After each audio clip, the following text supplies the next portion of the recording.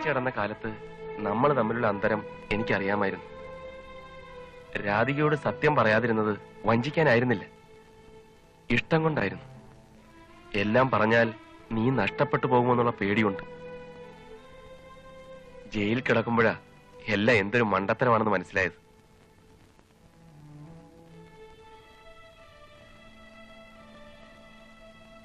ജീവിതത്തിൽ ഇനി ഒരിക്കലും നിന്റെ മുമ്പിൽ വന്ന് പെടരുതെന്ന് ഞാൻ ആഗ്രഹിച്ചിരുന്നു. പക്ഷെ നേരിൽ കണ്ടപ്പോൾ എനിക്കെന്നെ നിയന്ത്രിക്കാനായില്ല. എന്നോട് ക്ഷമിക്കണം.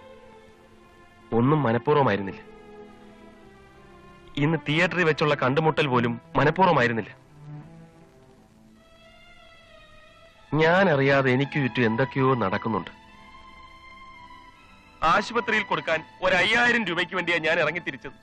ഇപ്പൊ ഞാൻ ജയിലിൽ ആടിയവനായി, കൊലപാതകയായി. എവിടെ പോയി ആരുടെ മുമ്പിൽ കീഴടങ്ങണമെന്ന് പോലും എനിക്കറിയില്ല. പോലീസിന്റെ കൈ കിട്ടി അവരെന്നെ കൊല്ലും. ഞാൻ ഒരിക്കലും കണ്ടിട്ടില്ലാത്ത വേറെ ചിലർ തോക്കുമായിട്ട് എന്റെ പുറകെ. ഞാനിനി ഒരിക്കലും രാധികയ്ക്ക് ഒരു ബുദ്ധിമുട്ടാവില്ല. തന്നെയുമല്ല, ആ MDയും മറ്റും വന്ന് രാധികയെ കണ്ടാൽ അവരിവിടെയും വന്ന് കുഴപ്പമുണ്ടാക്കും.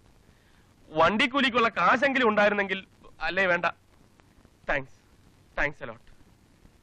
തോമസ്,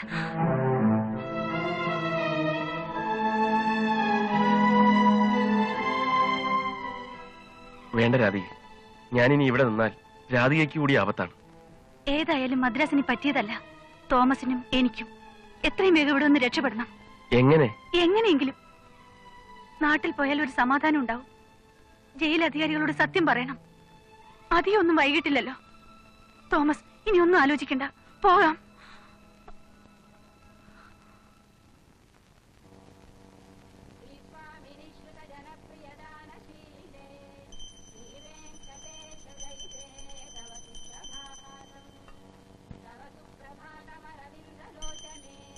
എന്തിനാണ് ഈശ്വര എന്നെ ഇങ്ങനെ പരീക്ഷിക്കുന്നത്? കാപാലികന്മാരുടെ കയ്യിൽ നിന്ന് കഷ്ടിച്ചാണ് ഇന്നലെ രക്ഷപ്പെട്ടത്. കൊള്ളയും കൊള്ളിവെപ്പും ഞാൻ എന്നേ നിർത്തിയില്ലേ ഈശ്വര. എന്റെ സമാധാന ജീവിതം തകർക്കല്ലേ.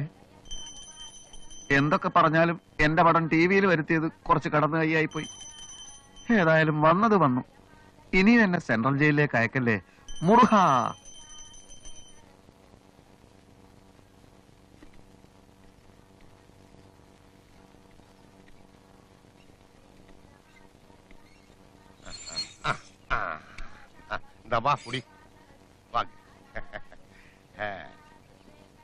இது என் மகள் ஞானம். ஹலோ, நமஸ்காரம். ஞானம், இவர் யார் மாதிரி இருக்கு? அது வந்து இறந்து போன உன் அண்ணன் சுப்பிரமணியம் மாதிரி இல்லே? ஆமாப்பா, அண்ணா மாதிரியே இருக்கார். அதே கண்ணு, அதே மூக்கு, அதே மீசை. கார் ஆக்சிடென்ட்ல அடிபட்டு சாகும் போது தலையில் இந்த மாதிரி 2 கெட்டு இருந்தது. இந்த மூஞ்சியை பார்க்கும் போது அந்த டெட் பாடியே வந்து முன்னால நிக்கிற மாதிரி தோணுது. அப்பா, இவர் யாருப்பா? இவரு கேரளாவிலே பெரிய போலீஸ் ஆபீசர். அப்படியா? வாங்க, ஆத்துக்குள்ள வாங்க. வாங்க. அப்பா, இவருக்கு தலையில என்னாச்சு? ஏதோ அயோக்கிய ராஸ்கல் அடிச்சு உதைச்சு இந்த கதிக்கு ஏலாக்கிட்டார். அச்சச்சோ. கோயில இருந்து வரும்போது நடு ரோட்ல படுத்து நின்றார். அப்புறம் கர்ப்பா, என் கண்ணுல படாம இருந்தா இவருக்கும் நிச்சயமா உன் அண்ணன் கதியே வந்திருக்கும். பாவம். ஆமா, சம்பு எங்கே? பூஜை பண்ணிட்டு இருக்க. கூப்பிடுவனே. ஆரி சும்பு? சும்பு அல்லப்பா, சம்பு, என் மருமக புள்ள.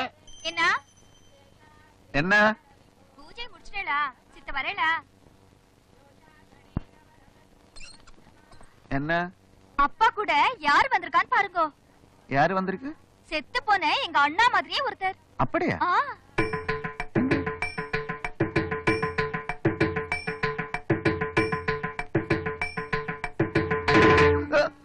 என் மருமக பிள்ளையானதுனால சொல்லவில்லை, அவர் ஹரிச்சந்திரன் மாதிரி. ஆமா.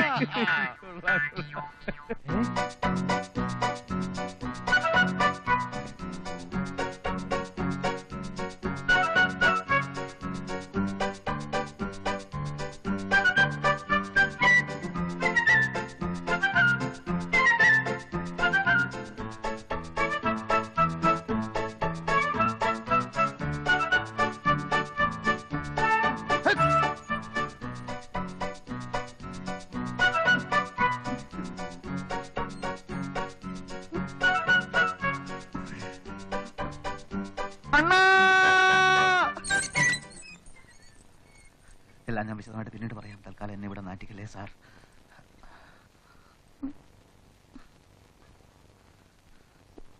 പ്ലീസ്. ഞാൻ ഒന്ന് ചോദിച്ചോട്ടെ, കുറ്റം ചെയ്തവനെ ശിക്ഷിക്കുന്നത് എന്തിനാണ് സാർ? അവനൊരു പാഠം പഠിപ്പിക്കാൻ. ആണല്ലോ. പാഠം പഠിച്ചു കഴിഞ്ഞവനെ പിന്നെയും പിടിച്ചുകൊണ്ടുപോയി ശിക്ഷിക്കേണ്ട കാര്യമുണ്ടോ? ഞാനിപ്പോ മര്യാദക്കാരനാണ്, കുറ്റവാളിയല്ല. 24 മണിക്കൂർ അധ്വാനിച്ച് ഒരു കുടുംബം പുലർത്തുന്നവനാണ്. ഇനിയും എന്നെ അഴിക്കകത്താക്കിയാൽ അതോടെ എന്റെ കുടുംബം വെള്ളത്തിലാകും. ഞാനൊരു സ്ഥിരം കുറ്റവാളിയായി മാറും. അങ്ങനെ മാറിയാൽ ഈ വിൻസെന്റ് ഡിസൂസ ഇടിച്ച് നിന്റെ അസ്ഥി കലക്കും. ഒരുത്തന്റെ അസ്ഥി കലക്കാൻ ഏത് മണ്ടനും കഴിഞ്ഞു എന്ന് വരും. പക്ഷെ കലങ്ങിയ അസ്ഥി ശരിപ്പെടുത്തി എടുക്കാൻ കുറച്ച് മിടുക്ക് വേണം.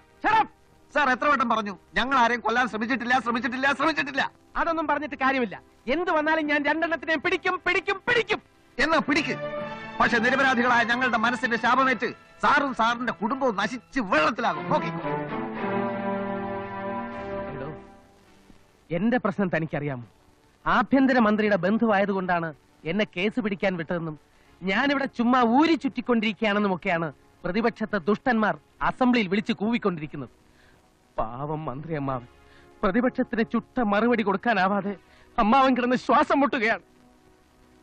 എന്റെ വരവിന്റെ ഉദ്ദേശം നിങ്ങളെ പിടിക്കൽ മാത്രമല്ല, അധോലോക തെണ്ടികളായ KR-നെയും വിക്രമനെയും എനിക്ക് പൂട്ടണം. ഏത് വിക്രമൻ? നിങ്ങളെ കൊലയാളികളായി തെറ്റിദ്ധരിച്ചിരിക്കുന്ന അതേ വിക്രമൻ തന്നെ. KR-ഉം ഈ വിക്രമനും ഒന്നിച്ച് പ്രവർത്തിച്ചിരുന്നവരാണ്. മയക്കുമരുന്ന്, കൊല, ആയുധക്കള്ളക്കടത്ത് എന്നിവയൊക്കെയായിരുന്നു ഇവരുടെ ഏർപ്പാട്. ഇവർ തമ്മിൽ തല്ലി പിരിഞ്ഞപ്പോൾ പരസ്പരം പാര വയ്ക്കാൻ തുടങ്ങി. അങ്ങനെയാണ് ഇന്റലിജൻസിന് ഈ വിവരങ്ങളെല്ലാം കിട്ടുന്നത്. അത് ശരി. ഇത്രയും വലിയ ചെറ്റകളെ സുഖിക്കാൻ വിട്ടിട്ടാണ് ഈ നിസ്സാരക്കാരായ ഞങ്ങളുടെ പുറകെ സാർ നടക്കുന്നത്. ഒരുത്തരം ഞാൻ വെറുതെ വിടില്ല. അവന്മാരെ ഞാൻ പിടിച്ചാൽ മന്ത്രി അമ്മാവനെ ആണുങ്ങളെ പോലെ തലയുയർത്തി നടക്കാൻ നോക്കും. അപ്പൊ പിടിക്കണം സാർ. തടി കൊണ്ടും ബുദ്ധി കൊണ്ടും എന്ത് സഹായം വേണമെന്ന് പറ, ഞാൻ ചെയ്യാം.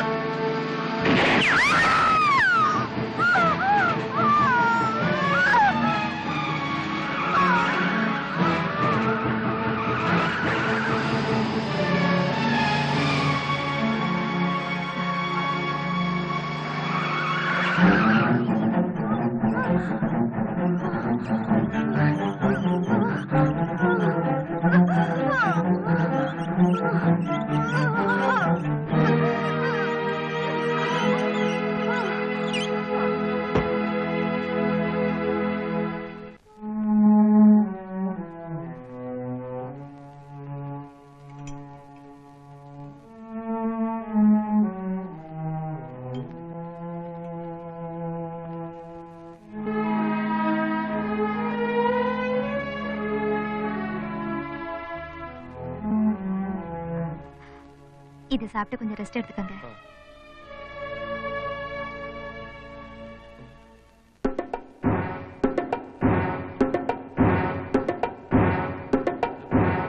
ஏய் நீ ഗുളിക വിഴുങ്ങിയാச்சு.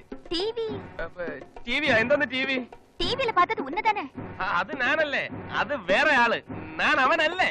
கொலைகாரே கொலைகாரே അല്ല, கொலைகாரே டிவில பார்த்த ഞാൻ கொலைகாரே. சொல்றது கேளு.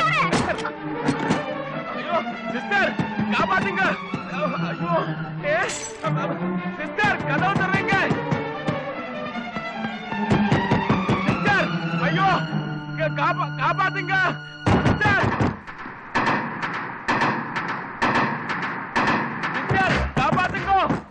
സിസ്റ്റർ യഥാർത്ഥത്തിൽ നടന്ന എന്താണെന്ന്